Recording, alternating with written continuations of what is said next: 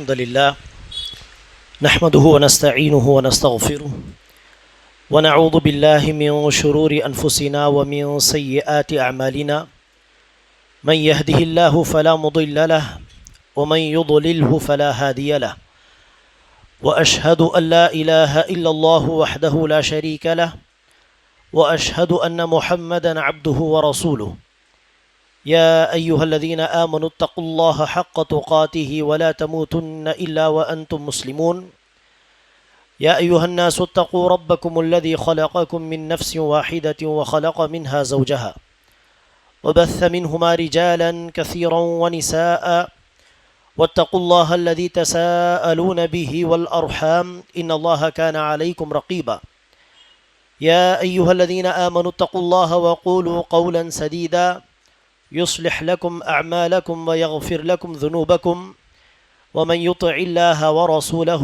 فقد فاز فوزا عظيما أما بعد فإن خير الحديث كتاب الله وخير الهدي هدي محمد صلى الله عليه وسلم وشر الأمور محدثاتها وكل محدثة بدعة وكل بدعة ضلالة وكل ضلالة في النار قال الله عز وجل يا أيها الذين آمنوا كتب عليكم الصيام كما كتب على الذين من قبلكم لعلكم تتقون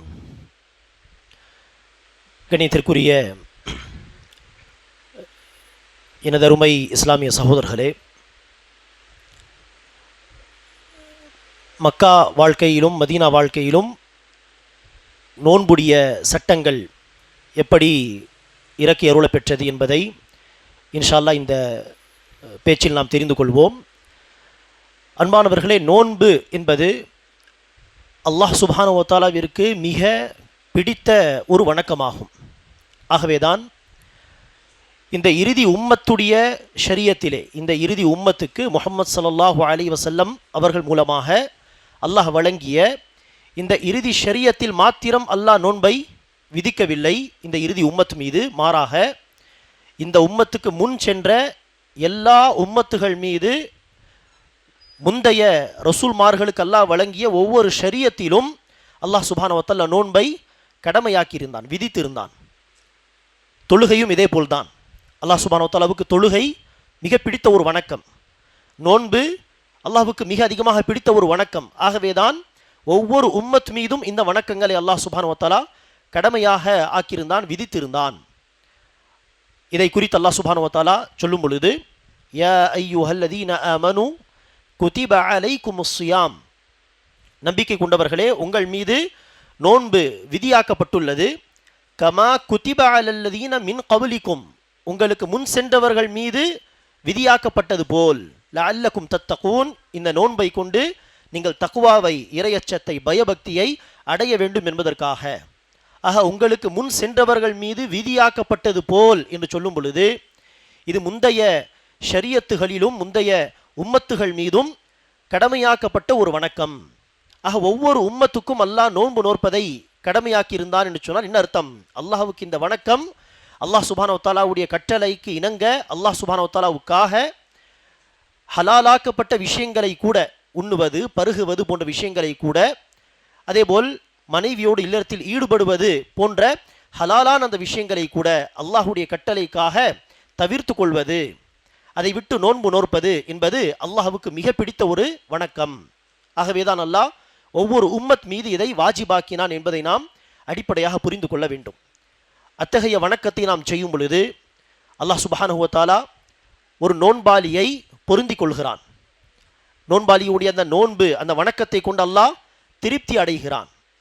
எந்த அளவிற்கு என்றால் நபிகள் நாயகம் ஸல்லல்லாஹு அலைஹி வஸல்லம் அவர்கள் சொல்கிறார்கள், மன் ஸாம லில்லாஹி யௌமன் பஅதல்லாஹு வஜ்ஹஹு அனின் நாரி 70 ஹரீஃபா, எவர் ஒருவர் அல்லாஹ்வுக்காக ஒரு நாள் நோன்பு நோற்பாரோ அல்லாஹ் அவருடைய முகத்தை 70 வருடங்கள் பயண தூரம் வரை நரகத்தை விட்டு தூரமாக்கி விடுகிறான். 70 வருடங்கள் பயண தூரம் என்று சொன்னால் எவ்வளவு, ஒரு நாள் நோன்பு நோற்பதற்கு இவ்வளவு பெரிய சிறப்பு. 70 வருடங்கள் பயண தூரம் வரை அல்லாஹ் நரகத்தை விட்டு நம்மை தூரமாக்கி விடுகிறான் என்று நபி ஸல்லல்லாஹு அலைஹி வஸல்லம் அவர்களுடைய இந்த ஹதீஸ் சொல்கிறது. அந்த காலத்தில் ஏறக்குறைய ஒரு நாளைக்கு என்ன செய்வார்கள்? 40 கிலோமீட்டர், ஏறக்குறைய 40 கிலோமீட்டர் அவர்கள் நடப்பார்கள், பயணம் செய்வார்கள். அடுத்து ஓய்வெடுப்பார்கள். மீண்டும் அடுத்த நாள் 40 கிலோமீட்டர் ஏறக்குறைய நடப்பார்கள் என்பதாக கணித்த அறிஞர்கள் சொல்கிறார்கள். அந்த விதத்தில் நீங்கள் கணக்கிட்டு பாருங்கள், 70 வருடங்கள் இப்படியாக பயணம் செய்தால் தொடர்ந்து எவ்வளவு தூரம் போக முடியும்? ஆக அல்லாஹ் சுப்ஹானஹு வ தஆலா நோன்புக்கு இவ்வளவு மகத்தான ஒரு கூலியை வைத்திருக்கிறான். ஒரு பக்கம் நரகத்தை விட்டு பாதுகாப்பு என்று சொன்னால், இன்னொரு பக்கம் நோன்புக்கு பதிலாக அல்லாஹ் தரக்கூடிய நன்மை கூலி என்ன என்று பார்த்தால், நபி ஸல்லல்லாஹு அலைஹி வஸல்லம் அவர்கள் ஒரு ஹதீஸிலே சொல்வார்கள், இன்னல்லாஹ கதபல் ஹஸனாத் வஸ்ஸய்யிஆத். அல்லாஹ் சுப்ஹானஹு வ தஆலா நன்மை தீமை எழுதுகிறான். எப்படி எழுதுகிறான்? மலக்குமார்களுக்கு அல்லாஹ் இது குறித்து என்ன இன்ஸ்ட்ரக்ஷன்ஸ் தருகிறான் என்று சொன்னால், எந்த நன்மையான காரியத்தை செய்தாலும் அல்லாஹுடைய கட்டளைப்படி என்ன செய்ய வேண்டும்? இந்த மலக்குகள் 10 700 மடங்கு அதனுடைய நன்மையை அதிகப்படுத்தி எழுத வேண்டும். ஒரு நன்மையான காரியத்தை செய்தால் 10 700 மடங்கு அதிகமாக அதனுடைய நன்மை எழுதப்படும். இவ்வாறு அல்லாஹ் மலக்குமார்களுக்கு என்ன செய்கிறான்? கட்டளையிடுகிறான். ஆனால் அவ்வாறு நன்மையான காரியங்களுக்கு 10 700 மடங்கு நன்மைகளை எழுத சொல்லும் பொழுது மலக்குமார்களுக்கு அல்லாஹ் என்ன சொல்கிறான்? மலக்குமார்களை பார்த்து, இல்ல ஸௌம், நோன்பை தவிர. நோன்புக்கு மலக்குமார்கள் என்ன செய்யக்கூடாது? ஒரு நோன்பு வைத்தால் 10 நோன்புக்கு சமமான கூலி, 20 நோன்புக்கு சமமான கூலி, 100 நோன்புக்கு சமமான கூலி என்று 10 700 என்கிற கணக்கில் மலக்குமார்கள் என்ன செய்யக்கூடாது?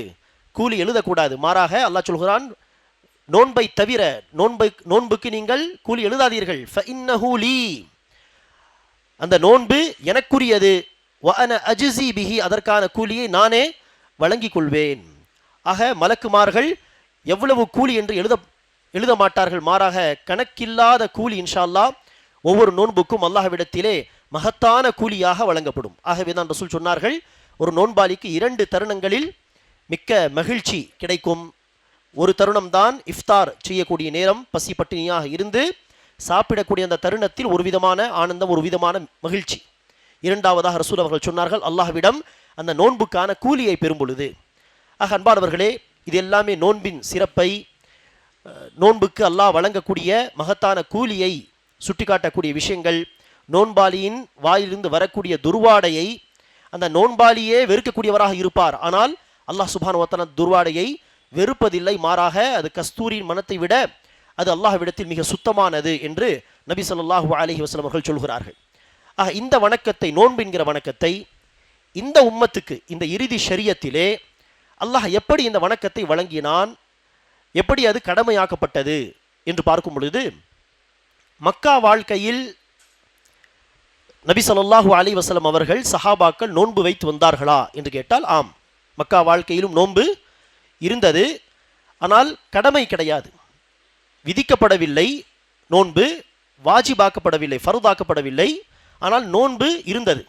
எந்த நோன்பு ரசூல் அவர்கள் மக்கா வாழ்க்கையில் வைத்து வந்தார் என்று பார்த்தால், சஹி புகாரில் வரக்கூடிய ஹதீஸிலே நாம் பார்க்கிறோம், ஐஷா ரதியல்லாஹு அன்ஹா அவர்கள் அறிவிக்கிறார்கள், இப்னு உமர் ரதியல்லாஹு அன்ஹுமா அவர்களும் அறிவிக்கிறார்கள், மக்கத்து காஃபியர்கள் அறியாமை காலத்தில் இருந்தே, ஜாஹிலியத் காலத்தில் இருந்தே மக்கத்து காஃபியர்கள் என்ன செய்வார்களாம்? ஆஷூரா நோன்பு வைப்பார்கள். ஆஷூரா நோன்பு என்று சொன்னால் என்ன தேதி? முஹர்ரம் 10. அஷர என்று சொன்னால் 10. முஹர்ரமுடைய 10வது நாள் தான் ஆஷூரா எனப்படும். ஆஷூராவுடைய நோன்பை மக்கத்து காஃபிர்கள் அறியாமை காலத்தில் இருந்தே வைக்கக்கூடியவர்களாக இருந்தார்கள். ஆக அதனை தொடர்ந்து நபிகள் நாயகம் ஸல்லல்லாஹு அலைஹி வஸல்லம் அவர்களும் என்ன செய்திருக்கிறார்? மக்கா வாழ்க்கையில் ஆஷூரா நோன்பை, முஹர்ரமுடைய 10வது நாள் நோன்பை வைத்தார்கள். ஆனால் எதற்காக வைக்கிறோம், என்ன நோக்கம் ரசூலுக்கு தெரியாது. ஆம், அல்லாஹ்வுக்காக ஒரு நாள் நோன்பு என்று அந்த பழக்கம் இருந்த, அந்த நோன்பு வைக்கக்கூடிய பழக்கம் நபி ஸல்லல்லாஹு அலைஹி வஸல்லம் அவர்கள் இஸ்லாம் வந்த பிறகும் அந்த ஆஷூரா நோன்பு வைத்து வந்தார்கள். தொழுகை பொறுத்தவரையில் எப்படி தொழுகை கடமையாக்கப்பட்டது, விதிக்கப்பட்டது, நபிகள் நாயகம் ஸல்லல்லாஹு அலைஹி வஸல்லம் அவர்கள் நபியாக்கப்பட்டு 10வது வருடம் அல்லது 11வது வருடம், அதுவரை ரசூல் அவர்கள் சஹாபாக்கள் தொழவில்லை என்று கேட்டால் தொழுதார்கள். ஆனால் என்னது, ஐவேளை தொழுகை கடமையாக்கப்படவில்லை. காலை மாலை தொழுங்கள் அல்லது காலை மாலை அல்லாஹ்வை நினைவு கூறுங்கள் என்கிற அடிப்படையில் காலை 2 ரகாத், மாலை 2 ரகாத் என்று தொழுது வந்ததாக எப்படி நாம் சில செய்திகளில் பார்க்கிறோமோ, அதே போல்தான் நோன்பு இன்னும் விதிக்கப்படவில்லை, கடமையாக்கப்படவில்லை மக்கா வாழ்க்கையில். ஆனாலும் ஒரு சில நோன்புகள் வைத்து வந்தார்கள், குறிப்பாக ஆஷூரா நோன்பு.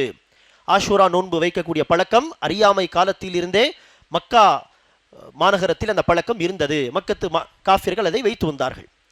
சரி, இவ்வாறு மக்காவில் அந்த ஆஷூரா நோன்பு வைத்து வந்த ரசூலுல்லாஹி அவர்கள் ஆஷூரா நோன்பை கடைபிடிப்பதாக அறியாமை காலத்திலிருந்தே மக்கத்து காஃபிர்களை பார்த்திருந்த ரசூலுல்லாஹி அவர்கள் ஹிஜ்ரத் செய்து இப்போது மதீனாவுக்கு வருகிறார். மதீனா வந்து முதல் வருடம் பார்த்தால் மதீனாவில் சுற்றியுள்ள பகுதிகளில் வசிக்கக்கூடிய யூதர்களும் நினைச்சுகிறார்கள் ஆஷூரா தினமன்று சரியாக நோன்பு வைக்கிறார்கள். நபி ஸல்லல்லாஹு அலைஹி வஸல்லம் அவர்களுக்கு ஒரு ஆச்சரியமாக இருந்தது. அங்கு மக்காவிலும் ஒரு வருடத்தில் குறிப்பாக இந்த ஒரு நாள் சரியாக நோன்பை கடைபிடிக்கிறார்கள். இங்கு பார்த்தால் இந்த யூதர்களும் சரியாக இந்த நாள் நோன்பு வைக்கிறார்களே. ஆக நபி ஸல்லல்லாஹு அலைஹி வஸல்லம் அவர்களே யூதர்களிடத்தில் விசாரித்தார்கள், இந்த நாள் எதற்காக நீங்கள் பிரத்யேகமாக நோன்பு வைக்கிறீர்கள் என்று கேட்க யூதர்கள் சொன்னார்கள், இந்த நாள் தான் அல்லாஹ் சுப்ஹானஹு வ தஆலா மூசா அலைஹிஸ்ஸலாம் அவர்களை, அவர்களுடைய சமூகத்தை, பனி இஸ்ரவேலர்களை காப்பாற்றினான் ஃபிரௌனுடைய அநீதியை விட்டு, அநியாயங்களை விட்டு. இந்த நாள் தான் ஃபிரௌன் கடலிலே மூழ்கடிக்கப்பட்டான். ஆகவே அல்லாஹ் சுப்ஹானஹு வ தஆலாவுக்கு ஷுக்ர் செய்யும் விதத்திலே, நன்றி செலுத்தும் விதத்திலே நாம் இந்த நாள் நோன்பு வைக்கிறோம் என்பதாக அந்த யூதர்கள் இந்த காரணத்தை சொன்னபோது நபிகள் நாயகம் ஸல்லல்லாஹு அலைஹி வஸல்லம் அவர்கள் சொன்னார்கள், வனஹ்னு அஹக்கு பி மூசா மின்கும், அப்படி என்றால் உங்களை விட மூசா அலைஹிஸ்ஸலாமுக்கு நெருக்கமானவர்கள் நாங்கள் தான். ஏனெனில் யூதர்கள் நாங்கள் மூசா அலைஹிஸ்ஸலாமுடைய சமூகம் என்று வாயளவில் சொல்வார்கள், ஆனால் மூசா அலைஹிஸ்ஸலாம் கொண்டு வந்த அடிப்படை கொள்கை அவர்கள் பின்பற்றுவதில்லை. அவர்களுக்கு அல்லாஹ் கொடுத்த வேதம் தௌராத்தை அவர்கள் பாதுகாக்கக்கூடியவர்கள் இல்லை, மாறாக அந்த தௌராத்தை மாற்றி எழுதக்கூடியவர்களாக தான் இருக்கிறார்கள். அப்படி இருக்க மூசா அலைஹிஸ்ஸலாமுக்கு நெருக்கமானவர்கள் யூதர்கள் கிடையாது, மாறாக உண்மை கொள்கையில் இருக்கக்கூடிய முஸ்லிம்களாக நாங்கள் தான். ஆக ரசூல் சொன்னார்கள், உங்களை விட நாங்கள் தான் மூசா அலைஹிஸ்ஸலாமுக்கு மிக நெருக்கமானவர்கள், வேண்டப்பட்டவர்கள்.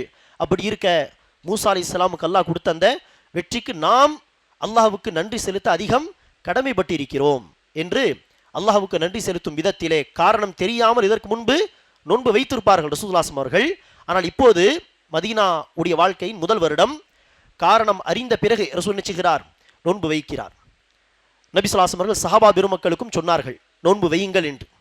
சரி, சஹாபா பெருமக்களுக்கு நபி ஸல்லல்லாஹு அலைஹி அவர்கள் ஆஷூரா நோன்பு வைக்கும்படி கட்டளையிட்டார் என்று சில ஹதீசுகள் வருகிறது. இந்த கட்டளை என்பது என்ன? ஆஷூரா நோன்பு வாஜிபு, அவசியம் வைக்க வேண்டும் என்கிற விதத்தில் ரசூல் அவர்கள் நோன்பு வைக்க கட்டளையிட்டாரா? அதாவது கடமை என்கிற அளவுக்கு அதை ரசூல் அவர்கள் கட்டளையிட்டாரா? அல்லது முஸ்தஹப்பான விதத்திலே சுன்னத்தான நோன்பை வையுங்கள் என்று கட்டளையிடுவது போல் சுன்னத்தான நோன்பாக அதை ரசூல் அவர்கள் வைக்க சொன்னாரா என்பது என்ன இருக்கிறது? கருத்து வேறுபாடு இருக்கிறது. ஆக மொத்தத்தில் நபி ஸல்லல்லாஹு அலைஹி அவர்கள் நோன்பு வைத்தார் மற்றும் சஹாபா பெருமக்களுக்கு ஆஷூரா நோன்பு வைக்கும்படி கட்டளையிட்டார். அது சுன்னத்தான நோன்பாக கூட ரசூல் அவர்கள் வைக்க சொல்லியிருக்கலாம், கடமை என்று சொல்ல முடியாவிட்டால். இதில் இன்னொரு கருத்து என்னவென்றால், முதல் வருடம் அதை சுன்னத்தாக வைத்திருப்பார்கள். ஹிஜ்ரி இரண்டாவது வருடம்தான் நோன்பு கடமையாக்கப்பட்டது என்பதாக வரலாற்று ஆசிரியர்கள் எழுதுகிறார்கள். நபி ஸல்லல்லாஹு அலைஹி அவர்கள் மதீனா வந்து ஒரு வருடம் கழித்து இரண்டாவது வருடம்தான் ஜகாத்தும் கடமையாக்கப்பட்டது, ஜகாத் கொடுப்பது. அதே போல நோன்பு நோற்பதும் ஹிஜ்ரி 2ஆம் ஆண்டு கடமையாக்கப்பட்டது என்பதாக நாம் படிக்கிறோம். அப்படி இருக்க அந்த இரண்டாவது வருடம் ஆஷூரா நோன்பு நோற்பது வாஜிபாக இருந்தது, ஒரே ஒரு நோன்பு என்பதாகவும் சில அறிஞர்கள் பதிவு செய்கிறார்கள்.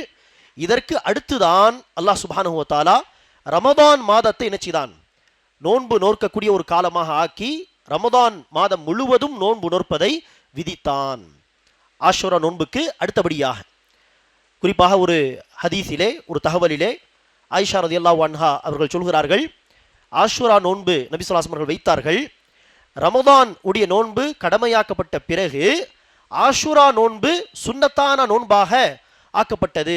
விரும்பினால் வைக்கலாம், விரும்பினால் வைக்காமல் விட்டுவிடலாம் என்று ஆயிஷா ரலியல்லாஹு அன்ஹா அவருடைய இந்த ஹதீஸை வைத்து தான் சில அறிஞர்கள் எப்படி அதை எடுத்துக்கொள்கிறார்கள் என்றால், ரமதானுடைய நோன்பு கடமையாக்கப்படுவதற்கு முன்பு ஆஷூரா நோன்பு கடமையாக இருந்தது, குறைந்தது ஒரு வருடம் அது கடமையாக இருந்தது. ரமதானுடைய நோன்பு கடமையாக்கப்பட்ட பிறகு அது சுன்னத்தான நோன்பாக மீண்டும் மாறிவிட்டது என்பதாக சொல்கிறார்கள். சரி, ரமதானுடைய நோன்பு கடமையாக்கப்பட்டது. அது குறித்த வசனம் நாம் ஏற்கனவே சொன்னோம். நோன்பு நோற்பது உங்கள் மீது விதிக்கப்பட்டுள்ளது, முந்தைய சமூக மக்கள் மீது விதிக்கப்பட்டது போல். அதற்கு அடுத்து 2-3 வசனங்கள் தள்ளி அல்லாஹ் இன்னொரு வசனத்தில் சொல்கிறான், ஷஹரு ரமதான் அல்லதி உன்சில ஃபீஹில் குர்ஆன். ரமதானுடைய மாதம் எத்தகைய மாதம் என்றால் அதில்தான் குர்ஆன் இறக்கி அருளப் பெற்றது. ஹுதல்லின்னாஸ், அது மக்களுக்கு நேர்வழி காட்டக்கூடிய ஒரு வேதம். ஒபையினாத்தின் மினல் ஹுதா வல் ஃபுர்கான், மேலும் அல்லாஹ்வின் புறத்திலிருந்து ஹிதாயத்தை நேர்வழியை விலக்கி சொல்லக்கூடிய ஒரு வேதம். சத்தியம் அசத்தியத்தை பிரித்து காட்டக்கூடிய ஃபுர்கான், பிரித்து காட்டக்கூடிய வேதம் இது. ஃபமன் ஷஹீத மின்கும் ஷஹரா ஃபல்யசும், ஆக உங்களில் எவர் ஒருவர் இந்த மாதத்தை, ரமதான் மாதத்தை அடைகிறாரோ அவர் நோன்பு நோற்கட்டும் என்று அல்லாஹ் சுப்ஹானஹு வ தஆலா ரமதான் மாதத்தின் நோன்பை இந்த வசனத்தில் கடமை என்பதாக அறிவிக்கிறான். ஆக ரமதானுடைய நோன்பு விதிக்கப்பட்டது ஹிஜ்ரி 3ஆம் வருடம் அநேகமாக. சரி, நோன்பு கடமையாக்கப்பட்ட அந்த ஆரம்ப காலத்தில் இருந்த ஒரு சில சட்டங்கள், ஆரம்பத்தில் இருந்த சட்டங்கள் அது, பின்னர் அந்த சட்டங்கள் மாற்றப்பட்டது. சட்டங்களை அல்லாஹ் சுப்ஹானஹு வ தஆலா மாற்றி வேறு சட்டங்களை கியாமத்து வரை பின்பற்றக்கூடிய சட்டங்களை அல்லாஹ் கொடுத்தான். ஆரம்பத்தில் இருந்த தற்காலிகமாக சொல்லப்பட்ட ஒரு சில சட்டங்கள் என்று பார்த்தால், ரமதானுடைய மாதத்தில் இரவு நேரத்தில் கூட என்ன செய்ய முடியாது, ஆண்கள் பெண்களோடு இல்லறத்தில் ஈடுபட முடியாது என்பதாக ஒரு சட்டம் இருந்தது. ஆனால் அல்லாஹ் சுப்ஹானஹு வ தஆலா பின்னர் என்ன செய்தான், உஹில்ல லக்கும் லைலத்தஸ் ஸியாமி ரஃபஸு இலா நிசாஇக்கும், ரமதானுடைய மாதத்தின் இரவுகளில் பெண்களோடு மனைவியோடு இல்லறத்தில் ஈடுபடுவது உங்களுக்கு ஹலால் ஆக்கப்பட்டது என்று அல்லாஹ் சுப்ஹானஹு வ தஆலா சட்டத்தை மாற்றினான்.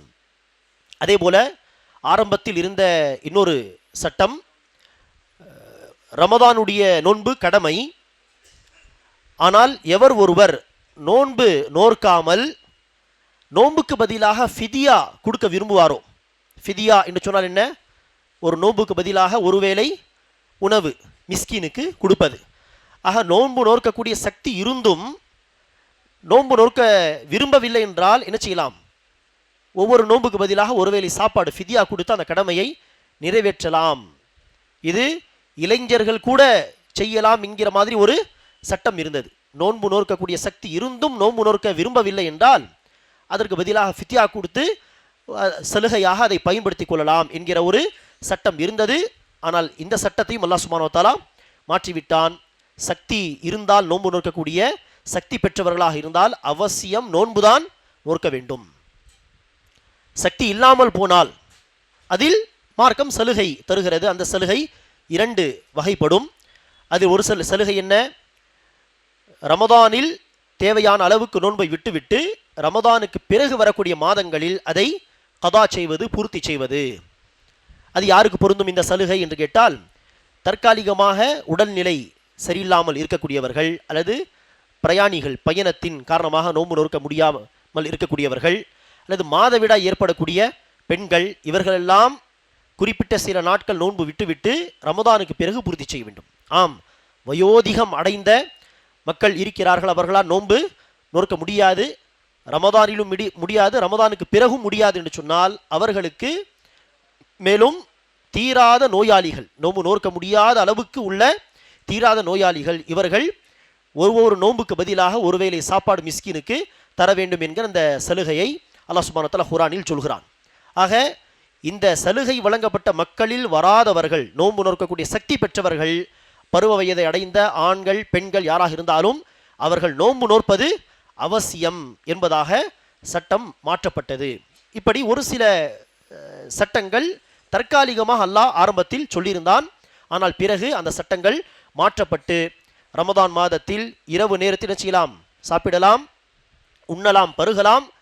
ஆரம்பத்தில் தூங்கிவிட்டால் அடுத்து என்ன செய்யக்கூடாது, தூங்கி எழுந்த பிறகெல்லாம் சாப்பிடக்கூடாது. ஆனால் இப்போது அப்படி இல்லை, தூங்கி எழுந்து சஹர் நேரத்தில் சாப்பிட்டு அடுத்து தன்னுடைய நோன்பை நாம் தொடரலாம். இப்படி இதுவும் பழைய சட்டம். அதே போல இரவில் பெண்களோடு சேரக்கூடாது மனைவியோடு, இதுவும் பழைய சட்டம். இரவில் பெண்ணோடு சேரலாம், பகல் நேரத்தில் நோன்பு நோக்கும் பொழுது மனைவியோடு சேர்ந்தால்தான் அது மிகப்பெரிய ஒரு குற்றம்.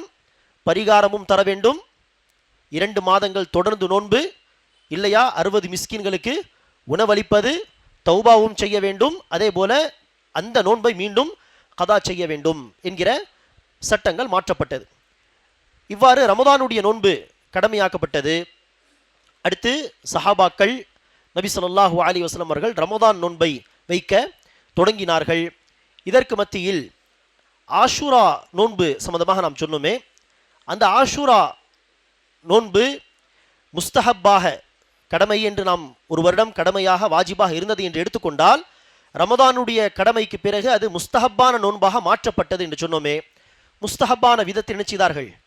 சஹாபாக்கள் அந்த நோன்பை வைத்து வந்தார்கள். இதில் ஒரே ஒரு சஹாபி இப்னு மஸ்ஊத் ரலியல்லாஹு அவர்கள் பற்றி வருகிறது. அவர்கள் ஆஷூரா நோன்பு வைக்க மாட்டார். அதை அடிப்படையாக வைத்து சில பேர் தவறாக விளங்கிக் கொள்வார்கள். ஆஷூரா நோன்பு வைப்பது சுன்னத்து கூட கிடையாது, இப்னு மஸ்ஊத் அந்த நோன்பை வைக்க மாட்டார் என்று. ஆனால் இப்னு மஸ்ஊத் ரலியல்லாஹு அன் அவருடைய உடல் பலவீனத்தின் காரணமாக பெரும்பாலும் என்ன செய்ய மாட்டார்கள்? கடமையான நோன்பை தவிர வேறு நோன்பு வைக்க மாட்டார்கள். ஒவ்வொரு மாதம் பிறை 13, 14, 15 முடிந்தால் அவர்கள் வைப்பார்கள். அவர்களை சொல்வார்கள், நான் நோன்பு வைத்தால் நான் அதிகம் பலவீனத்தை உணர்கிறேன், என்னால் சரியாக தொழ முடியாமல் போய்விடுகிறது என்று இப்னு மஸ்ஊத் அவர்கள் சொல்கிறார்கள். ஆக அந்த காரணத்தின் அடிப்படையில் தான் அவர்கள் ஆஷூரா நோன்பை வைக்காமல் இருந்தார்களே ஒழிய, ஆஷூரா நோன்பு வைப்பது சுன்னத்து தான், அதில் மாற்று கருத்து இருக்கக்கூடாது, சந்தேகமே இருக்கக்கூடாது. ஆஷூரா நோன்பு வைத்தால் என்ன சிறப்பு? ஆஷூரா நோன்புக்கான சிறப்பு என்னது? முந்தைய ஒரு வருடத்தின் சிறு பாவங்கள் மன்னிக்கப்படும். ஆக முஸ்தஹப் என்கிற அடிப்படையில் சஹாபாக்கள் அந்த நோன்பை மதனி வாழ்க்கையில், மதீனாவுடைய வாழ்க்கையில் வைத்து வந்தார்கள். இவ்வாறு வைத்து வரும் பொழுது கடைசி வருடம் நபி ஸல்லல்லாஹு அலைஹி வஸல்லம் அவர்களுடைய வாழ்க்கையின் கடைசி முஹர்ரம் மாதம் ஆஷூராவும் கடந்து போய்விட்டது. ஆஷூரா நோன்பு போன பிறகு சஹாபாக்கள் வந்து கேட்டார்கள், யா ரசூலல்லாஹ், இது ஹிஜ்ரி 11ஆம் ஆண்டு முஹர்ரம் மாதத்தில் ஆஷூரா போன பிறகு சஹாபா பெருமக்கள் கேட்ட கேள்வி என்ன கேட்டார்கள்? யா ரசூலல்லாஹ், ஆஷூரா அன்று நாமும் நோன்பு வைக்கிறோம், யூதர்களும் நோன்பு வைக்கிறார்களே. சஹாபா பெருமக்களுக்கு இந்த சந்தேகம் வந்தது என்று சொன்னால் என்ன காரணம்? நபி ஸல்லல்லாஹு அலைஹி வஸல்லம் அவர்கள் மதீனா வாழ்க்கை ஆரம்பத்தில் வேதம் வழங்கப்பட்ட யூதர்களுக்கு ஒப்பாக நடப்பதை விரும்பினார்கள் ஆரம்பத்தில். காரணம், அவர்கள் வேதம் வழங்கப்பட்டவர்கள், ஏதோ ஒரு விதத்திலே அவர்கள் வேதத்தோடு தொடர்பில் உள்ளவர்கள். அவர்கள் செய்யக்கூடிய பல வணக்க வழிபாடுகள் அல்லாஹ் சொல்லி கொடுத்த வேதத்தில் இறக்கி வைத்த வணக்க வழிபாடுகளாக இருக்கும் என்கிற அடிப்படையில் அவர்களுக்கு ஒப்பாக நடப்பதை ரசூல் அவர்கள் ஆரம்பத்தில் விரும்பினார்.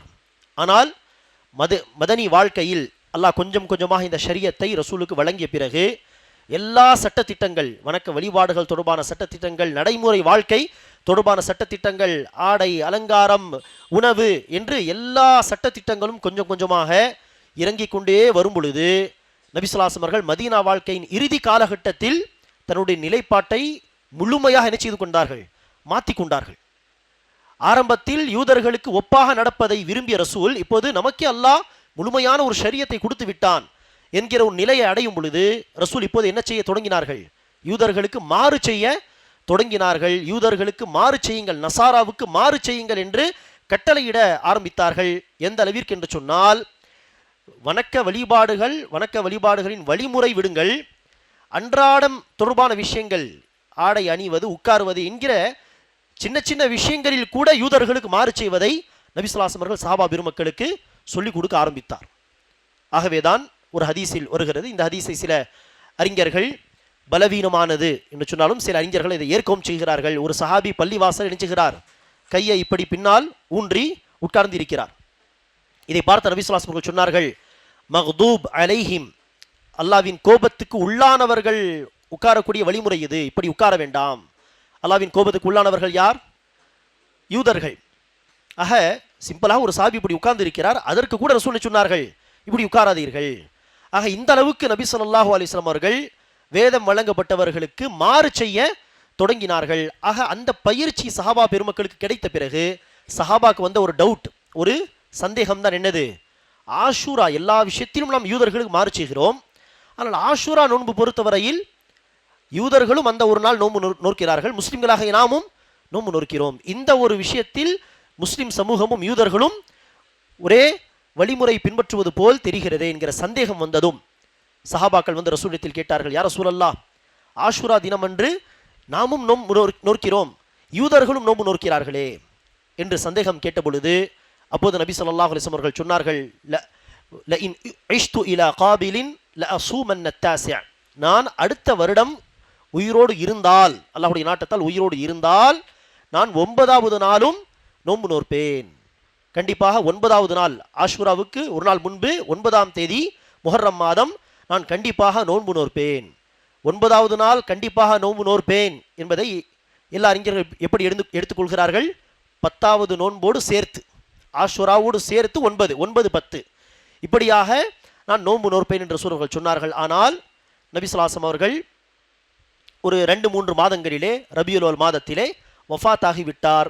அடுத்த முஹர்ரம் மாதத்தை ரசூலுல்லாஹி ஸல்லல்லாஹு அலைஹி வஸல்லம் அவர்கள் அடையவில்லை. பிராக்டிக்கலாக 9ஆம் தேதி நோன்பு வைத்து காட்டக்கூடிய வாய்ப்பு அல்லாஹ் சுப்ஹானஹு வ தஆலா ரசூலுக்கு நாடவில்லை. ஆக ஆஷூரா நோன்பு வைப்பதில் சிறந்த வழிமுறை என்ன? 9, 10 என்று 2 நாள் வைப்பது. 9ஆம் தேதி நோன்பு நோக்க முடியாவிட்டால் குறைந்தது மாறு செய்யும் நோக்கத்தில், அதற்கு நேரடியான ஆதாரபூர்வமான ஹதீஸ் இல்லாவிட்டாலும், 11ஆம் தேதி வைப்பதற்கு நேரடியான ஆதாரபூர்வமான ஹதீஸ் இல்லாவிட்டாலும் 10, 11 என்று வைக்கலாம். காரணம், யூதர்களுக்கு மாறு செய்வது நம்முடைய நோக்கம். 9, 10 என்று வைத்தாலும் மாறு செய்யலாம், அல்லது 10, 11 என்று வைத்தாலும் மாறு செய்யலாம் என்கிற அடிப்படையில் 9, 10 அல்லது 10, 11 என்று வைப்பது ஆஷூரா நோன்பு வைப்பதற்கான சிறந்த வழிமுறை. இல்லை, என்னால் ஒரே ஒரு நாள் தான் நோன்பு நோக்க முடியும் என்று சொன்னால் ஆஷூரா தினம் அன்று மாத்திரம் நோன்பு நோற்பது ஹராமோ அல்லது மக்ருவோ கிடையாது, தாராளமாக வைக்கலாம். இந்த வருடம் முடியாவிட்டால் அடுத்த வருடம் மாறு செய்ய முயற்சிக்கலாம். சில பேர் இந்த வருடம் மாறு செய்வார்கள், சில பேர் மாறு செய்யாமலும் போகலாம், அது தப்பு கிடையாது இன்ஷா அல்லாஹ். ஆக இவ்வாறாக ஆஷூரா நோன்பு ரசூலுடைய காலத்தின் இறுதியிலே மதனி வாழ்க்கையிலே அதில் ஒரு கூடுதல் சட்டம் வந்தது. அதுதான் 10ஆம் தேதியோடு சேர்த்து 9ஆம் தேதி சேர்த்து வைப்பது சிறந்தது. அன்பானவர்கள், இவ்வாறு ரமதானுடைய நோன்பு, ஆஷூராவுடைய நோன்பு, இந்த நோன்புகள் மட்டுமல்லாமல் நோன்பை அல்லாஹ் சுப்ஹானஹு வ தஆலா அதிகமாக விரும்புகிறான் என்கிற அடிப்படையில் ரமதானுடைய நோன்பு வாஜிபு, கட்டாய கடமை. அது அல்லாமலும் அல்லாஹ் சுப்ஹானஹு வ தஆலா பல நாட்கள் பிரத்யேகமாக நோன்பு நோற்பதை விரும்பத்தக்க ஒரு காரியமாக ஆக்கி வைத்திருக்கிறான். கடமையான நோன்பு ரமதானுடைய நோன்புதான். ஆனால் ரமதான் அல்லாத நாட்களில் சில குறிப்பிட்ட நாட்களுடைய நோன்பை அல்லாஹ் சுப்ஹானஹு வ தஆலா விரும்பத்தக்க முஸ்தஹப்பான சுன்னத்தான நோன்பாக ஆக்கியிருக்கிறான். அதை இலகுவாக புரிந்து கொள்வதற்கு நாம் என்ன செய்யலாம்? அடிக்கடி வரக்கூடிய முஸ்தஹப்பான விரும்பத்தக்க நோன்பு என்று ஆரம்பித்து வருடத்தில் ஒரு முறை மாத்திரம் வரக்கூடிய விரும்பத்தக்க நோன்பு, முஸ்தஹப்பான நோன்பு என்ன என்பதை நாம் இன்ஷா அல்லாஹ் பார்த்தோம் என்றால் அதை மனதில் பதிவு செய்து கொள்வதற்கு இலகுவாக இருக்கும் இன்ஷா அல்லாஹ். அந்த விதத்தில் அடிக்கடி வரக்கூடிய முஸ்தஹப்பான அல்லது சுன்னத்தான நோன்பு என்று பார்த்தால் ஒரு நாள் விட்டு ஒரு நாள் நோன்பு நோற்பது. இந்த நோன்புக்கான பெயர் என்ன? சௌமு தாவூத் அலைஹிஸ்ஸலாமுடைய நோன்பு. நபி ஸல்லல்லாஹு அலைஹி வஸல்லம் அவர்கள் ஹதீஸிலே சொல்கிறார்கள், தொழுகையில் சிறந்த தொழுகை தாவூத் அலைஹிஸ்ஸலாமுடைய தொழுகை. அதாவது ஃபர்தான தொழுகைக்கு பிறகு சிறந்த தொழுகை தாவூத் அலைஹிஸ்ஸலாமுடைய தொழுகை. அவர் இரவில் 1/3 அநேகமாக தூங்குவார், அடுத்து 1/6 அல்லது 1/3 நின்று தொழுவார், தூங்குவார், அடுத்து 1/3 தொழுவார், அடுத்து 1/6 மீண்டும் உறங்குவார், அடுத்து எழுந்து மீண்டும் இபாதத் செய்வார் என்று ரசூலுல்லாஹி அவர்கள் அந்த இரவு தொழுகை சம்பந்தமாக சொல்கிறார்கள். அதே ஹதீஸ் ரசூல் சொல்கிறார்கள், நோன்பில் மிக சிறந்ததும் தாவூத் அலைஹிஸ்ஸலாமுடைய நோன்பு. கான யஸூமு யௌமன் வ யுஃப்திரு யௌமன், ஒரு நாள் நோன்பு நோற்பார், ஒரு நாள் நோன்பு இல்லாமல் இருப்பார். ஆக மார்க்கத்தில் தொடர்ந்து நோன்பு வைப்பது என்பது அனுமதிக்கப்பட்ட ஒரு வணக்கம் கிடையாது. ரமதான் மாதத்தில் மட்டும்தான் மாதம் முழுவதும் நோன்பு நோற்பது வாஜிபு. ரமதான் அல்லாத நாட்களில் தொடர்ந்து நோன்பு நோற்பது கூடாது. சொல்லப்போனால் இந்த மாதம் ஷாபானுடைய இந்த மாதத்திலும் நபி ஸல்லல்லாஹு அலைஹி வஸல்லம் அதிகமாக நோன்பு வைத்ததாக ஹதீஸில் வருகிறது. ஆனால் மாதம் முழுவதும் என்ன செய்யக்கூடாது? நோன்பு வைக்கக்கூடாது. இடையில் சில நாட்கள் அவசியம் விட்டாக வேண்டும். ஆக ஒவ்வொரு நாள் நோன்பு நோற்பதற்கு மார்க்கத்தில் அனுமதி இல்லை. ஒரு 2-3 சஹாபாக்கள் வந்தார்கள். ரசூலுடைய ஒரு மனைவி அவர்களிடம் வந்து, நபிகள் நாயகம் ஸல்லல்லாஹு அலைஹி வஸல்லம் அவர்கள் ஒவ்வொரு நாள் என்ன வணக்க வழிபாடுகளை செய்வார்கள் என்று ரசூலுடைய இபாதத்தை குறித்து விசாரித்தார்கள். அதற்கு ரசூலுடைய அந்த மனைவி நபிகள் நாயகம் ஸல்லல்லாஹு அலைஹி அவர்கள் காலையில் மாலையில் இரவு பகல் என்ன வணக்கங்களை செய்வார்கள் என்று ரசூலுடைய வணக்க வழிபாடுகளை குறித்து அறிவித்த பொழுது அந்த 3 சஹாபாக்கள் சொன்னார்கள், நபிகள் நாயகம் ஸல்லல்லாஹு அலைஹி வஸல்லம் அவர்கள் முன்பின் பாவங்கள் மன்னிக்கப்பட்டவர், பாவமே செய்ய மாட்டார்கள். தூதர் ஒரு சில சிறிய மிஸ்டேக்ஸ் ஏதாவது நடந்தாலும் அதையும் அல்லாஹ் என்ன செய்து விட்டான், ஏற்கனவே முன்கூட்டியே மன்னித்து விட்டான். முன்பின் பாவங்கள் மன்னிக்கப்பட்டவர். ஆக அப்படிப்பட்ட தூதர் இவ்வளவு வணக்கங்களை செய்தால் அது அவருக்கு போதுமானது. ஆனால் நமக்கு இது அநேகமாக பத்தாது, இதைவிட அதிகமாக செய்தால்தான் எப்படியாவது வெற்றி பெற முடியும் என்பதாக நினைத்து கொண்டு அந்த சஹாபாக்கள் 3 சொன்னார்கள். இதில் ஒருவர் சொன்னார், நான் இரவில் தூங்கவே மாட்டேன், இரவு முழுவதும் ஒவ்வொரு நாள் இரவில் தூங்காமல் இரவு முழுவதும் நின்று வணங்குவேன், இப்படியாவது பல நன்மைகளை செய்து வெற்றி பெறலாம் என்று.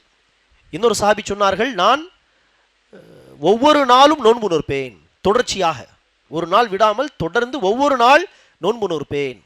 இன்னொரு சஹாபி சொன்னார்கள், நான் திருமணமே செய்ய மாட்டேன், திருமணம் முடித்து மனைவி மக்களுக்கு நேரத்தை ஒதுக்கி பல மணி நேரங்களை ஃபேமிலிக்காக ஒதுக்குவதை விட திருமணமே செய்யாமல் எல்லா நேரங்களும் இபாதத்துக்காக நான் ஒதுக்கி விடுவேன், ஆக நான் திருமணம் முடிக்க மாட்டேன் என்று சொன்னார்கள். இந்த 3 சஹாபாக்கள் சொன்ன இந்த விஷயம் நபிகள் நாயகம் ஸல்லல்லாஹு அலைஹி வஸல்லம் அவர்களுக்கு வந்து சேர்ந்தது. அப்போது நபி ஸல்லல்லாஹு அலைஹி வஸல்லம் அவர்கள் சந்தோஷப்படவில்லை இவர்களுடைய இந்த பேச்சை கேட்டு. மாறாக நபி ஸல்லல்லாஹு அலைஹி வஸல்லம் அவர்கள் கோபப்பட்டு சொன்னார்கள், இன்னி அக்ஷாக்கும் லில்லாஹி வ அத்காக்கும் லஹ், உங்களில் அதிகம் அல்லாஹ்வுடைய பயத்தை கொண்டவன், இறையச்சம் கொண்டவன் நான் தான். ஆக என்னை விட சிறப்பாக யாரும் என்ன செய்ய முடியாது, வாழ முடியாது. இப்படி ஒரு பேச்சுக்கு அவர்கள் சொன்னது போல் வாழ்ந்தாலும் எத்தனை நாள் அப்படி இருக்க முடியும் யோசித்து பாருங்கள். 1 மாதம் அப்படி வணங்குவார்கள், 2 மாதம் வணங்குவார்கள், அடுத்து வெறுத்தே போய்விடும். அல்லாஹ் பாதுகாக்க வேண்டும். அல்லாஹ் சுப்ஹானஹு வ தஆலா எவ்வளவு நமக்கு இபாதத் செய்வதை சொன்னானோ, நபிகள் நாயகம் அவர்களுடைய வழிமுறை என்னவோ அதை மீறி நாம் சிரமப்பட்டு வணங்க முயற்சித்தால் என்னாகும், மார்க்கமே ஒரு கட்டத்தில் வெறுத்து போய்விடும். அதற்கு மார்க்கத்தில் அனுமதி கிடையாது. அந்த அளவுக்கெல்லாம் வணக்கம் செய்வதற்கு நடுநிலையாக ரசூல் அவர்கள் காட்டி தந்த வழிமுறைப்படிதான். அதை மீறி செய்தால் அது முடியாத ஒரு காரியமாக ஒரு கட்டத்தில் மாறிவிடும். மார்க்கத்தையே வெறுத்து விடுவதற்கு கூட சந்தர்ப்பங்கள் வரலாம். ஆக நபி ஸல்லல்லாஹு அலைஹி வஸல்லம் சொன்னார்கள், நான் தான் உங்களில் அதிகம் அல்லாஹ்வை அஞ்சி நடக்கக்கூடியவன், ஆனால் நான் இரவில் தூங்கவும் செய்கிறேன், எழுந்து இரவு தொழுகை தொழவும் செய்கிறேன். நான் ஒரு நாள் நோன்பு வைத்தால் ஒரு நாள் நோன்பு இல்லாமலும் இருக்கிறேன், மேலும் நான் திருமணமும் செய்திருக்கிறேன். ஃபமர் ரகிப அன் சுன்னதி ஃபலைஸ மின்னி, இதுதான் என்னுடைய வழி, யார் என்னுடைய இந்த வழியை விட்டு புறக்கணித்து செல்கிறானோ அவன் என்னை சார்ந்தவன் அல்ல என்று நபி ஸல்லல்லாஹு அலைஹி வஸல்லம் அவர்கள் சொன்னார்கள். ஆக ஒவ்வொரு நாள் நோன்பு நோற்பதற்கு மார்க்கத்தில் அனுமதி கிடையாது, ரமதான் மாதத்தை தவிர. ஆக மிக சிறந்த நோன்பு தாவூத் அலைஹிஸ்ஸலாமுடைய நோன்பு, அதில் அதிகபட்சம் சுன்னத்தான நோன்பு வைப்பதற்கான வாய்ப்பு அதுதான் ஒரு நாள் விட்டு ஒரு நாள் என்பதற்கான வாய்ப்பு. சரி, அடுத்தபடியாக அடிக்கடி வரக்கூடிய சுன்னத்தான நோன்பு என்று பார்த்தால் அது என்னவாக இருக்கும்? வாரம் வரக்கூடிய திங்கள் வியாழன், திங்கட்கிழமை நோன்பு, வியாழக்கிழமை நோன்பு. நபி ஸல்லல்லாஹு அலைஹி வஸல்லம் சஹாபா பெருமக்கள் திங்கட்கிழமை ரசூல் அவர்கள் நோன்பு நோற்பதை குறித்து விசாரித்த பொழுது, எதற்காக திங்கட்கிழமை நோன்பு வைக்கிறீர்கள் என்று கேட்க ரசூலுல்லாஹி ஸல்லல்லாஹு அலைஹி வஸல்லம் அவர்கள் சொன்னார்கள், திங்கட்கிழமை தான் நான் பிறந்தேன், ஆக அல்லாஹ்வுக்கு நன்றி செலுத்தும் விதத்தில் நான் நோன்பு நோக்கிறேன். இன்னொரு ஹதீஸில் திங்கட்கிழமை வியாழக்கிழமை இரண்டுக்கும் சேர்த்து ரசூல் அவர்கள் ஒரு காரணத்தை சொன்னார்கள். திங்கட்கிழமை வியாழக்கிழமை தான் அல்லாஹ்விடத்தில் நம்முடைய அமல்கள் சமர்ப்பிக்கப்படுகிறது, அல்லாஹ்விடத்தில் நம்முடைய அமல்கள் காட்டப்படுகிறது. ஒவ்வொரு நாளும் ஃபஜர் தொழுகை, அசர் தொழுகை, இந்த 2 நேரங்கள் நம்முடைய அமல்கள் அல்லாஹ்விடத்தில் உயர்த்தப்படும், கொண்டு செல்லப்படும். அதேபோல் வாரத்தில் 2 முறை திங்கட்கிழமை வியாழக்கிழமை. ஆக என்னுடைய அமல்கள் அல்லாஹ்விடத்தில் உயர்த்தப்படும் பொழுது நான் நோன்பாளியாக இருக்க விரும்புகிறேன் என்று நபி ஸல்லல்லாஹு அலைஹி வஸல்லம் அவர்கள் காரணத்தை சொன்னார்கள். ஆக வாரம் வரக்கூடிய அடிக்கடி வரக்கூடிய நோன்பு என்று பார்த்தால் தாவூத் அலைஹிஸ்ஸலாமுடைய நோன்பு, ஒரு நாள் விட்டு ஒரு நாள். அடுத்த கட்டம் ஒவ்வொரு வாரம் வரக்கூடிய சுன்னத்தான நோன்பு என்று பார்த்தால் திங்கட்கிழமை நோன்பு, வியாழக்கிழமை நோன்பு. அடுத்த கட்டமாக என்னது? ஒவ்வொரு மாதம், ஒவ்வொரு வாரம் அல்ல, மாதம் வரக்கூடிய சுன்னத்தான நோன்பு என்று பார்த்தால் அது என்னது? ஐயாமுல் பீத் என்று அழைக்கப்படுகின்ற முழு நிலவு உள்ள 3 நாட்கள், பிறை 13, 14, 15. முழு நிலவுள்ள இந்த 3 இரவுகளை ஐயாமுல் பீத் என்று சொல்வார்கள், பிரகாசமான இரவுகள் என்று. அந்த 3 நாட்கள் நோன்பு நோற்பது ஒவ்வொரு மாதம் அல்லது மாதம் வரக்கூடிய சுன்னத்தான நோன்பாகும். இதற்கான சிறப்பு என்று பார்க்கும் பொழுது நபிகள் நாயகம் ஸல்லல்லாஹு அலைஹி வஸல்லம் அவர்கள் ஒரு ஹதீஸிலே சொல்கிறார்கள், எவர் ஒருவர் ரமதானுடைய நோன்பு வைத்து மிஞ்சிருக்கக்கூடிய 11 மாதங்களில் இந்த பிறை 13, 14, 15 நோன்பை மாத்திரம் வைக்கிறாரோ அவர் வருடம் முழுவதும் நோன்பு நோற்பதற்கு சமம். ஆக இது ஒரு சிறப்பு. இதுபோக நபிகள் நாயகம் ஸல்லல்லாஹு அலைஹி வஸல்லம் அவர்கள் அபூ ஹுரைரா ரலியல்லாஹு அன்ஹு அவர்களுக்கு என்ன செய்தார்கள்? பிரத்யேகமாக உபதேசம் செய்தார்கள். தஹஜ்ஜுத் நேரத்தில் எழ முடியாது என்று சொன்னால் இரவு தூங்கும் பொழுது என்ன செய்யுங்கள்? வித்தர் தொழுது விட்டு தூங்குங்கள். அதே போல ஒவ்வொரு நாள் துஹா தொழுகை அல்லது அடிக்கடி துஹா தொழுகை தொழ கடைபிடிங்கள். அதே போல ஒவ்வொரு மாதம் இந்த ஐயாமுல் பீதுடைய 3 நோன்புகளை வைக்க முயற்சி செய்யுங்கள் என்று அபூ ஹுரைரா ரலியல்லாஹு அன்ஹு அவர்களுக்கு ரசூலுல்லாஹி ஸல்லல்லாஹு அலைஹி வஸல்லம் அவர்கள் பிரத்யேகமாக என்ன செய்தார்கள்? நசீஹத் செய்தார்கள். சரி, இது மாதம் வரக்கூடிய நோன்பு. அடுத்த கட்டமாக என்னது? வருடத்தில் ஒரு முறை வரக்கூடிய நோன்புகள் என்று பார்த்தால் அதில் ஒரு நோன்பு என்ன? ஏற்கனவே நாம் பேசிய ஆஷூரா நோன்பு. அந்த ஆஷூரா நோன்பு சுன்னத்தான நோன்பு. ஒரு வருடத்தின் பாவங்கள், சிறு பாவங்கள் மன்னிக்கப்படும். அதை வைப்பதாக இருந்தால் சிறந்த வழிமுறை 9, 10 அல்லது 10, 11 என்று வைப்பது. 10வது நாள் மாத்திரம் வைக்க விரும்பினாலும் இன்ஷா அல்லாஹ் தடையோ அல்லது வெறுக்கத்தக்க விஷயமோ அது கிடையாது. சரி, ஆஷூரா நோன்புக்கு அடுத்து வருடத்தில் ஒரு முறை வரக்கூடிய நோன்பு என்று பார்த்தால் ஷவ்வால் நோன்பு. ஷவ்வால் நோன்பு 6 நோன்பு. அதோடைய சிறப்பு என்ன? ரமதானுடைய நோன்பை வைத்து அடுத்து ஷவ்வாலுடைய 6 நோன்பு வைத்தால் வருடம் முழுவதும் நோன்பு நோற்பதற்கு அது சமமாக கருதப்படும். இது மட்டுமல்லாமல் அரஃபா நோன்பு, தில்ஹிஜ்ஜா மாதம் 9ஆம் தேதி அரஃபா நோன்பு வைத்தால் முந்தைய ஒரு வருடத்தின் சிறு பாவங்கள், அடுத்து வரக்கூடிய ஒரு வருடத்தின் சிறு பாவங்கள் என்று 2 வருடங்களின் சிறு பாவங்கள் மன்னிக்கப்படும் என்று நான் நம்புகிறேன், ஆதரவு வைக்கிறேன் என்று நபி ஸல்லல்லாஹு அலைஹி வஸல்லம் அவர்கள் சொன்னதாக பார்க்கிறோம். ஆக அரஃபா நோன்பும் மிக வலியுறுத்தப்பட்ட ஒரு சுன்னத்தான நோன்பாகும். இதுபோக வருடத்தில் ஒரு முறை வரக்கூடிய நோன்பு என்று பார்த்தால் இந்த ஷாபான் மாதத்தில் வைக்கக்கூடிய நோன்பு. நபிகள் நாயகம் ஸல்லல்லாஹு அலைஹி வஸல்லம் அவர்கள் ஷாபான் மாதம் முழுவதும் நோன்பு நோற்பார் என்று உம்மு ஹபீபா ரலியல்லாஹு அன்ஹா அவர்கள் அறிவிக்கிறார்கள். ஷாபான் மாதம் முழுவதும். ஆனால் அந்த ஹதீஸுக்கு என்ன பொருள் கிடையாது? ஒரு நாள் விடாமல் ரமதான் மாதம் போல் 30 நாள் என்று சொன்னால் 30 நாள், 29 நாள் என்று சொன்னால் ஷாபான் மாதம் 29 நாள் நோன்பு வைத்தார் என்பது அர்த்தமாகாது. காரணம், வேறு சில ஹதீஸுகளிலே நாம் பார்க்கிறோம், வேறு சஹாபா அறிவித்த தகவல்களிலே நபிகள் நாயகம் ஸல்லல்லாஹு அலைஹி வஸல்லம் அவர்கள் ரமதான் மாதத்தை தவிர எந்த மாதமும் என்ன செய்ய மாட்டார்? மாதம் முழுவதும் நோன்பு நோற்க மாட்டார் என்று தெளிவாக சொல்லப்பட்டுள்ளது. அப்படி இருக்க ஷாபான் மாதத்தில் ரசூல் ஸல்லல்லாஹு அலைஹி வஸல்லம் அவர்கள் மாதம் முழுவதும் நோன்பு வைத்திருக்க மாட்டார்கள். என்ன செய்யலாம்? ஒரு 5 நாள் நோன்பு வைத்தால் ஒரு நாள் விட்டுவிடும், அடுத்து ஒரு வாரம் வைத்தால் அடுத்து ஒரு நாள், இப்படி விட்டு விட்டு இந்த மாதத்தின் பெரும்பாலான நாட்கள் இன்ஷா அல்லாஹ் நோன்பாக ஆக்கிக் கொள்ளலாம். ஆனால் இடையிடையில் சில நாட்கள் விடுவது அவசியம். அப்படி இருக்க உம்மு ஹபீபா மாதம் முழுவதும் நோன்பு வைத்தார் என்று சொன்னார்களே, அதுக்கு என்ன அர்த்தம் என்று கேட்டால், அது பேச்சு வழக்கில் நாம் என்ன செய்வோம்? ஏதோ ஒரு 2-3 நாட்கள் விட்டாலும் மாதம் முழுவதும் என்று நாம் பயன்படுத்துவோமா இல்லையா? ஒருவருக்கு உடல்நிலை சரியில்லை, சரியா, 20 நாட்கள் வேலைக்கு போகாமல் வீட்டிலே இருந்தார். அடுத்து அந்த மாதத்தில் 10 நாள் தான் வேலைக்கு போயிருக்கிறார் என்று சொன்னால் மக்களிடத்தில் பேசும்பொழுது என்ன சொல்வார்? மாதம் முழுவதும் நான் நோய்வாய்ப்பட்டிருந்தேன். நோய்வாய்ப்பட்டிருந்தது 20 நாட்கள் தான், இருந்தாலும் பேச்சு வழக்கு என்ன செய்வோம்? சில நாட்களை விட்டு கணக்கில் எடுத்துக்கொள்ளாமல் மாதம் முழுவதும். அப்படி உம்மு ஹபீபா ரலியல்லாஹு அன்ஹா நபி ஸல்லல்லாஹு அலைஹி வஸல்லம் அவர்கள் ஷாபான் மாதம் முழுவதும் நோன்பு வைத்தார் என்று சொல்லியிருக்கலாம் என்பதாக சில அறிஞர்கள் குறிப்பிடுகிறார்கள். ஆக ஷாபானுடைய நோன்பு வைப்பது இதுவும் வருடத்தில் ஒரு முறை கடைபிடிக்க வேண்டிய நபி ஸல்லல்லாஹு அலைஹி வஸல்லம் அவர்களுடைய சுன்னத்தான ஒரு நோன்பாகும். நபிகள் நாயகம் ஸல்லல்லாஹு அலைஹி வஸல்லம் அவர்கள் இப்படி நமக்கு கடமையான நோன்பையும், கடமையான நோன்புக்கு அடுத்ததாக நஃபீலான சுன்னத்தான பல நோன்புகளையும் நமக்கு என்ன செய்திருக்கிறார்கள்? காட்டி தந்திருக்கிறார்கள்.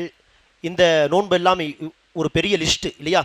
இது எல்லாமே நோன்பு நோற்பது அல்லாஹ்வுக்கு பிடித்த ஒரு வணக்கம் என்பதை சுட்டி காட்டுகிறது. அந்த அடிப்படையில் ரமதானுடைய நோன்பு, கடமையான ஃபர்தான நோன்பை பொறுத்தவரையில் அல்லாஹ் யாருக்கு சலுகை தந்திருக்கிறானோ நோன்பு விடுவதற்கு, அந்த சலுகை இல்லாத யாருமே என்ன செய்யக்கூடாது, நான் ஜாப் செய்யக்கூடிய இடத்தில் நோன்பு வைத்தெல்லாம் வேலை செய்ய முடியாது, நான் ஒரு நாளில் 8 மணி நேரம் வேலை செய்யக்கூடியவன், என்னால் நோன்பு வைத்தெல்லாம் வேலை செய்ய முடியாது என்றெல்லாம் வேலையை காரணம் காட்டி நோன்பு விடுவதற்கு வாய்ப்பு இல்லை. மார்க்கத்தில் அப்படிப்பட்ட ஒரு அனுமதி கிடையாது. ஆக மார்க்கம் எந்த காரணங்களுக்கு சலுகை தருகிறதோ அந்த காரணங்கள் இல்லாமல் வேறு காரணத்தை சொல்லி ரமதானுடைய நோன்பை எக்காரணத்திற்கொண்டும் நாம் விட்டுவிடக்கூடாது. இது கடமையான நோன்பு. ஆக ரமதானுடைய நோன்பை கடைபிடிக்க வேண்டும், இதில் சந்தேகமே இல்லை.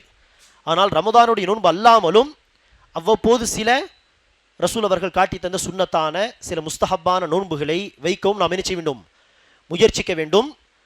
அவ்வாறு நாம் சில முஸ்தஹப்பான சுன்னத்தான நோன்பு வைப்பதின் மிகப்பெரிய நன்மை என்னது, பெனிஃபிட் என்னது, பயன்? மிகப்பெரிய ஒரு ஃபாய்தா என்னது, நோன்புடைய ஃபாய்தா இறையச்சம், தஹ்வா. தஹ்வா இறையச்சம் என்றால் அல்லாஹுடைய பயத்தை கொண்டு அல்லாஹ் தடுத்த காரியங்களை விட்டு விலகி இருப்பது. ஆகவேதான் அல்லாஹ் அந்த நோன்பை விதித்தோம் என்று சொல்லக்கூடிய வசனத்தில் லஅல்லக்கும் தத்தகூன், இதை கொண்டு நீங்கள் தக்வாவை அடைய வேண்டும் என்பதாக அல்லாஹ் சுப்ஹானஹு வ தஆலா சொல்கிறான். அதே போல ரசூலுல்லாஹி அவர்கள் இளைஞர்களை பார்த்து சொன்னார்கள், வாலிபர்களை, இளைய சமுதாயமே, யா மஅஷர் ஷபாப் மன் இஸ்ததாஅ மின்குமுல் பாஅத ஃபல்யதஸவ்வஜ், உங்களில் யார் நிக்கா செய்யக்கூடிய சக்தி பெற்றவராக இருக்கிறாரோ, உடல் ரீதியாக மற்றும் பொருளாதார ரீதியாக சக்தி பெற்று இருக்கிறாரோ, அவர் அவர் நிக்கா செய்து கொள்ளட்டும். ஃபல்யதஸவ்வஜ் ஃபஇன்னஹு அகத்து லில்பஸர் வ அஹ்ஸனு லில்ஃபரஜ், நிக்காஹ் செய்து கொள்வது பார்வையை தாழ்த்தி கொள்வதற்கும் மர்மஸ்தானத்தை பாதுகாத்துக் கொள்வதற்கும் சிறந்த வழி. அப்படி நிக்கா செய்வதற்கான சக்தி இல்லை என்று சொன்னால் என்ன செய்யட்டும், ஃபமன் லம் யஸ்ததி' ஃபஅலைஹி பிஸ்ஸௌம், அவர் நோன்பை கடைபிடிக்கட்டும். ஃபஇன்னஹு லஹு விஜா, காரணம் இந்த நோன்பு அவருக்கு ஒரு கேடயமாக இருக்கும். ஆக நோன்பு வைப்பதன் மூலம் பாவத்தை விட்டு என்ன செய்யலாம், ஒதுங்கி இருக்கலாம். அல்லாஹுடைய அச்சம் இன்ஷா அல்லாஹ் அந்த நோன்பில் ஏற்படும். ஆக இது மிகப்பெரிய ஒரு பயன். இது அல்லாமல் வேறு என்ன பயன் என்று சொல்லலாம்? கடமையான நோன்பு அல்லாமல் நஃபீலான நோன்பு வைப்பதில்